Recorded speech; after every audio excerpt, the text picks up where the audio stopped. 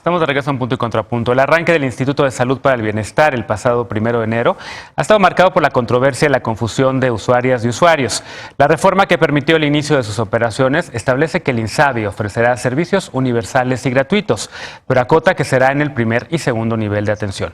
Según la misma ley, los servicios de tercer nivel o de alta especialidad seguirán cobrando cuotas, aunque el presidente López Obrador dice que no, o dice más bien que a fines de año no se cobrará ningún servicio.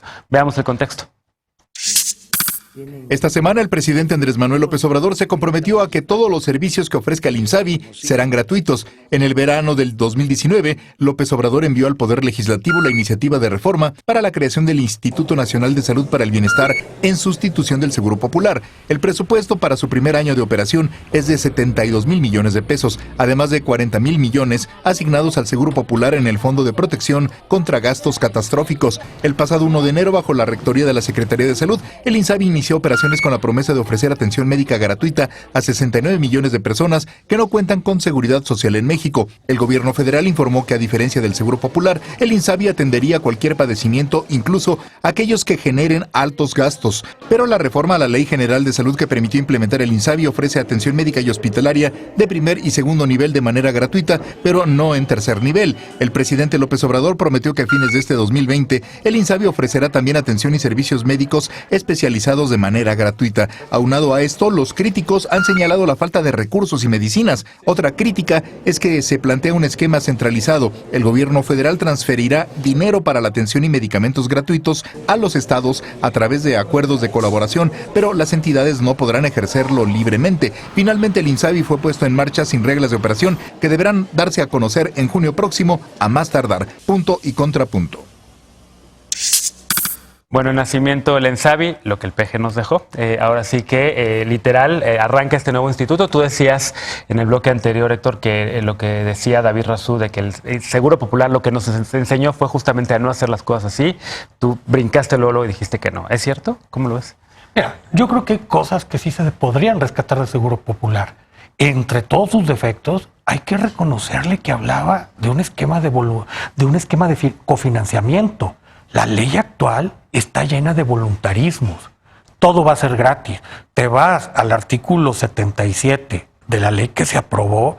Eso es una cantidad de barbaridades. No hay tiempos, no te dice cómo, no se hablan de los recursos. Y en un país con el espacio fiscal que hay en México, Genaro, me parece tremendamente irresponsable. Nace el INSABI, prácticamente no hay presupuesto extra. Están 40,000 millones que se van a tomar del Fondo de Gastos Catastróficos. También en una amalgama donde se nos dice, bueno, esto va a servir para basificar, también para hacer infraestructura y va a financiar operación y la Secretaría de Salud va a pagar algo y vamos a ver cómo nos va con los estados que, caray, a mí me parece que obras son amores. Traemos en este país un problema de subfinanciamiento histórico. Esto no es de este gobierno.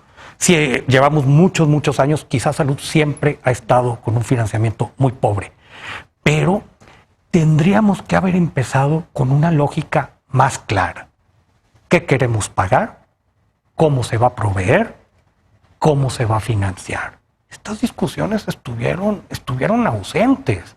Y si tú te vas a la ley que se aprobó, quedan muchísimas dudas. Déjame muy rápido, le tocó al CIEP hacer una valoración presupuestaria independiente.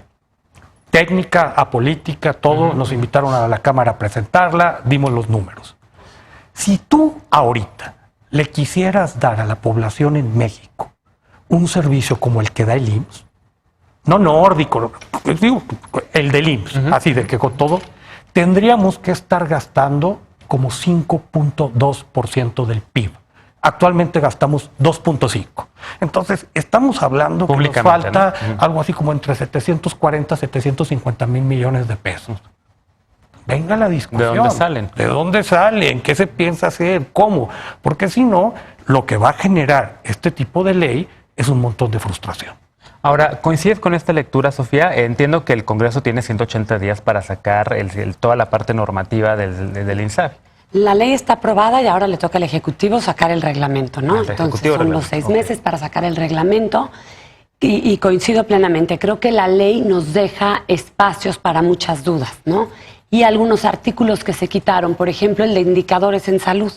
No hay en la ley ningún indicador en salud. Yo quiero pensar que en el reglamento van a estar bien provistos, pero hay temas importantes, ¿no? Temas de financiamiento, temas de la relación con los estados, y yo sí quiero en la parte legislativa decir algo que ojalá en el tema reglamentario lo puedan hacer, que uno de los errores más graves del Seguro Popular es que no se logró una fuerte rectoría para organizar, para armonizar, para dar orden a muchos de los temas. Que ojalá en el INSABI justamente no se caiga en este tema de no tener una rectoría bien llevada a cabo. Y centralizarlo no necesariamente te lleva a una buena rectoría cuando no hay una claridad normativa, no solo en lo financiero, incluso en temas de salud quedan fuera los municipios. O sea, hay muchas cosas que se quitaron que dan cierta preocupación. Hablan de lo de primer y segundo nivel, como tú dices, que va a ser gratis. Sí, habría que ver cómo va a ser y ojalá que lo clarifiquen bien en el reglamento, porque así como está no sabemos qué va a pasar o para dónde ir. Entonces, David, parece que no se aprendió de los errores del Seguro Popular en el diseño. Al contrario, yo creo que se aprendió y muchísimo, y lo que estamos viendo es una cosa distinta. Justo me parece que lo que hace la ley es generar derechos y generar una serie de garantías. Ese es el papel de la ley.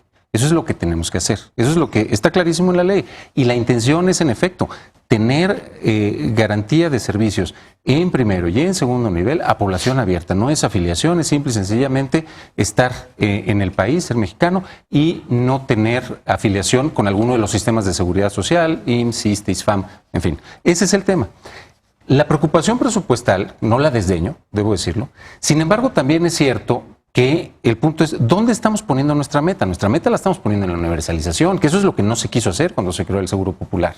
Aquí se está poniendo esa meta y aquí también se sabe otra cosa que es muy importante. Las reglas del Seguro Popular, el modelo de financiamiento, porque ojo, el Seguro Popular es un modelo de financiamiento, no un modelo de prestación de servicios. El INSABI es un modelo de prestación de servicios y eso hace una diferencia muy grande en lo que se busca. Pero ese modelo de principio, de entrada, lo que estaba haciendo era profundizar esa lógica de fragmentación. 1. 2. Ese modelo también permitió, y hoy lo estamos viendo, no es una cosa, a ver, no es que quiera uno hacer ruido tal. Hay 71,000 millones de pesos que se perdieron, que no sabemos dónde están, no sabemos si se dedicaron a salud o no. E incluso de lo que se fue a salud, o lo que está justificado como salud, tampoco lo tenemos completamente claro. Entonces, de entrada hay 71,000 millones de pesos, sin contar con todos los otros temas como compras consolidadas, etcétera, que se están haciendo, que no se aplicaron en salud. Entonces, no sabemos en realidad cuánto va a hacer falta.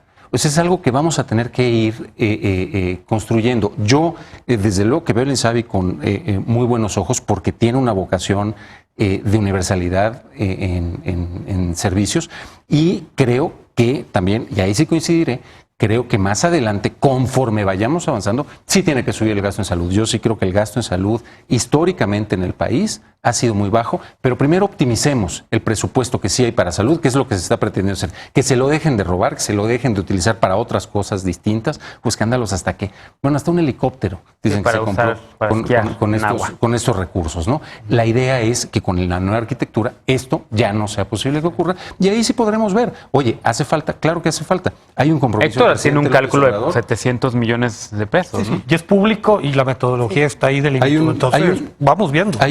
El boquete que falta, digamos. El presidente, que me parece también muy importante, porque de manera muy mañosa empezaron a decir, es que ahora están cobrando los servicios de tercer nivel. Tercer nivel es alta especialidad, ¿no? Siempre se han cobrado. Con el Seguro Popular también, las cuotas de recuperación que se llaman, ojo, ni siquiera es que cueste todo lo que cuestan los tratamientos de tercer nivel, es una cuota de recuperación, pero ya hay un compromiso de que también, y me parece va en la línea del nuevo diseño institucional para la salud, de que eso también se va a eliminar, así se está diseñando un plan que le tiene que dar suficiencia presupuestaria, desde luego, pero hacia el 1 de diciembre del próximo año, incluso esas cuotas van a desaparecer y el Estado se la va a pagar a los institutos. No es que los institutos los van a seguir cobrando, pero el Estado las va a pagar.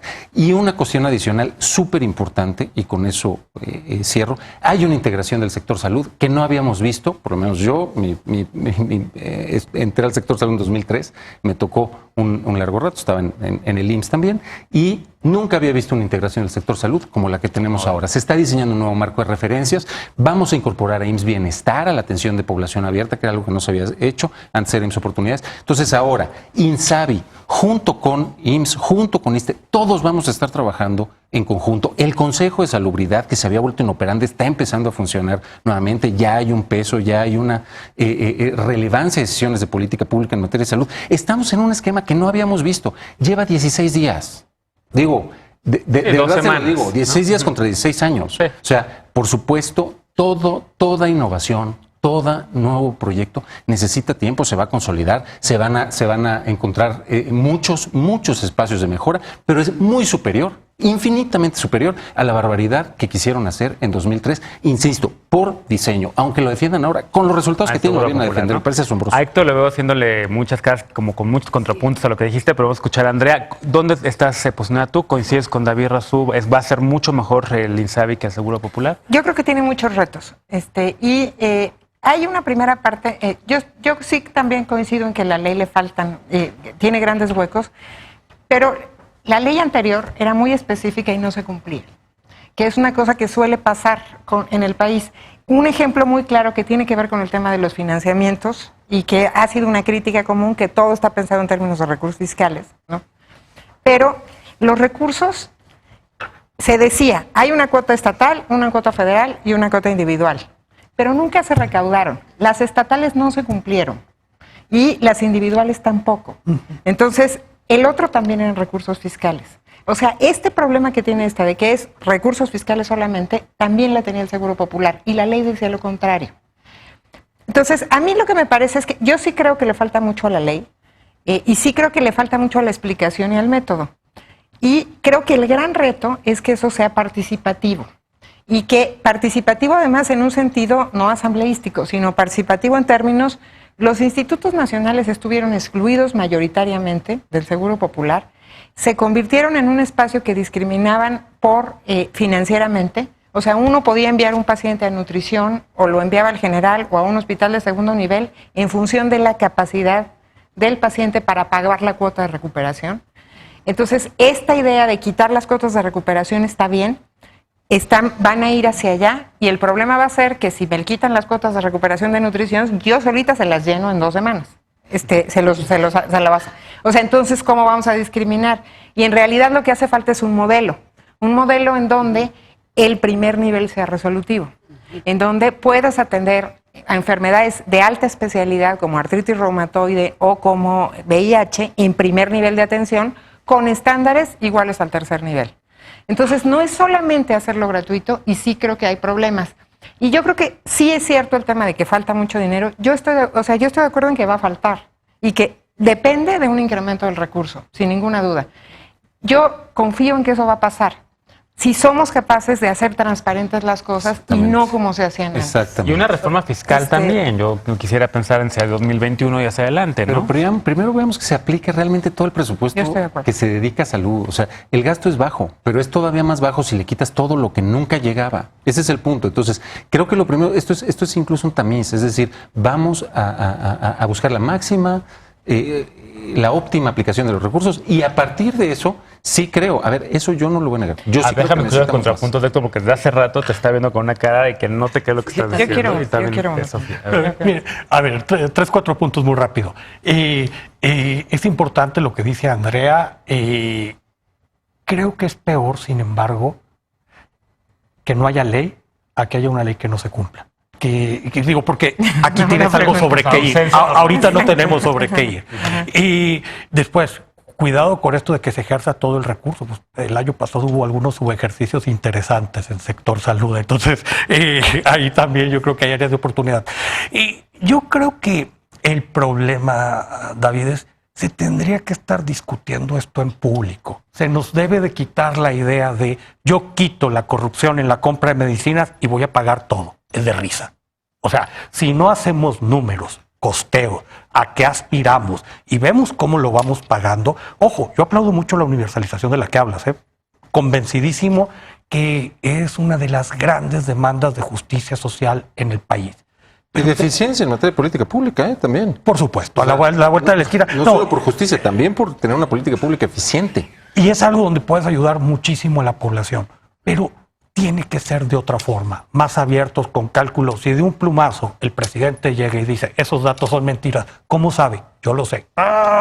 Pues creo que podemos ir a hacer las cosas mejor. No, a ver, déjame hacer una pausa, regreso con las preguntas y la crítica tanto de Sofía como de Andrea y volvemos también con las críticas que hemos escuchado por parte de gobernadores de oposición, exsecretarios de salud y también pues otras personas que han dicho que ha sido tal vez una irresponsabilidad la prisa con la que se ha lanzado el INSABI. Regresamos después de la pausa, punto y contrapunto.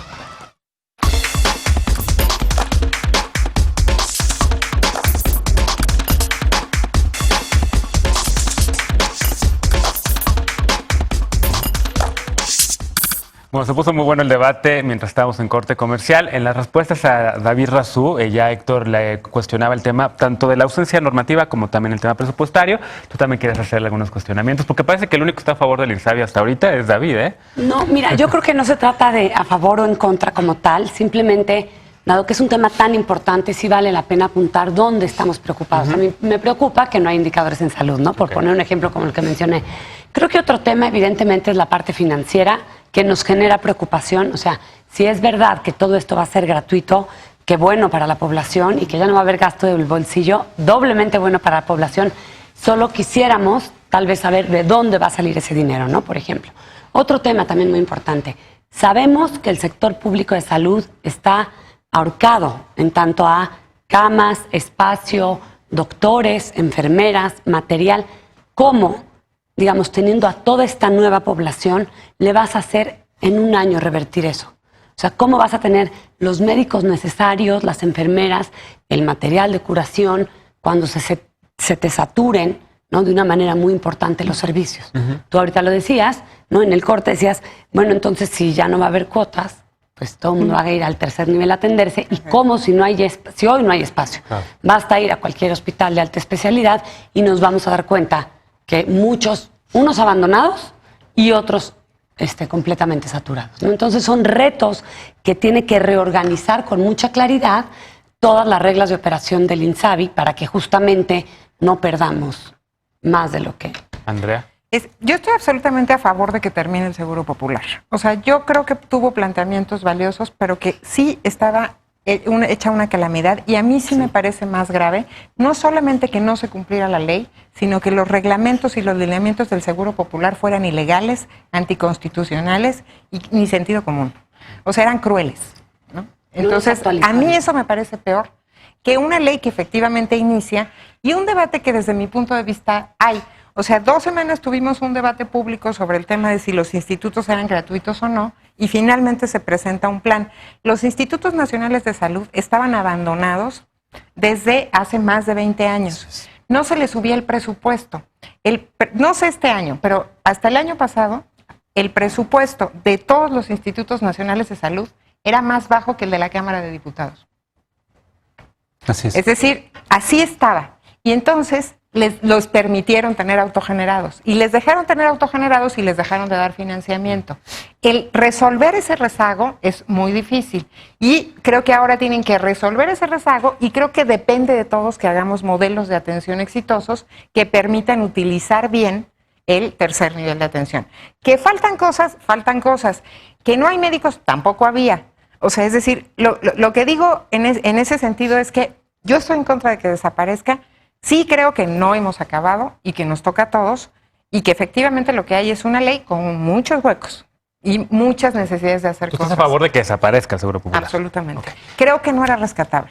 Que no era rescatable. A ver, quienes también han salido a criticar, y es justamente la materia de este bloque, el nacimiento del INSABI han sido gobernadores, muchos de oposición, principalmente de oposición los del PAN, alguno que otro periodista también que no ha dicho claramente cómo se posiciona respecto a si su estado va a entrar o no a este sistema. Secretarios, exsecretarios de salud, el mismo Julio Frenk, quien escribió un largo ensayo en la revista Nexos en diciembre, junto también con Salomón Chertorivsky, exsecretario de salud.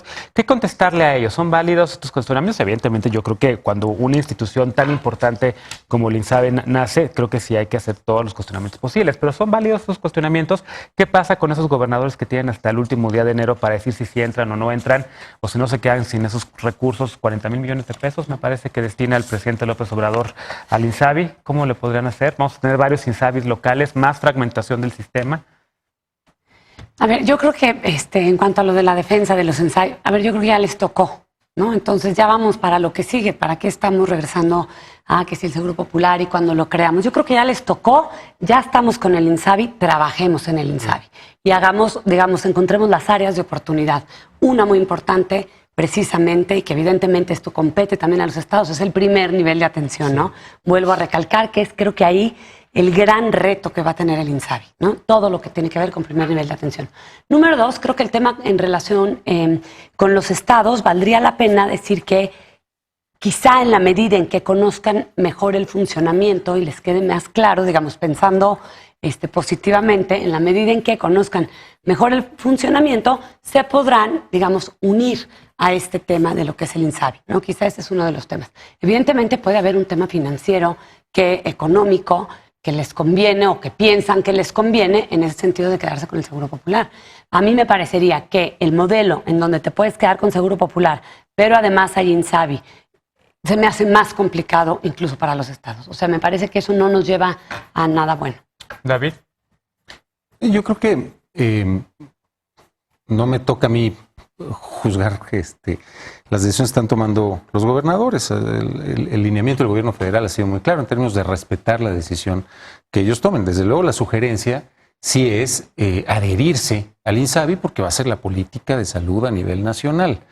Me parece también, y debo decir, que ese enorme faltante, y reiteraré, 71,000 millones de pesos, justamente se perdieron en la operación de los estados con el Seguro Popular.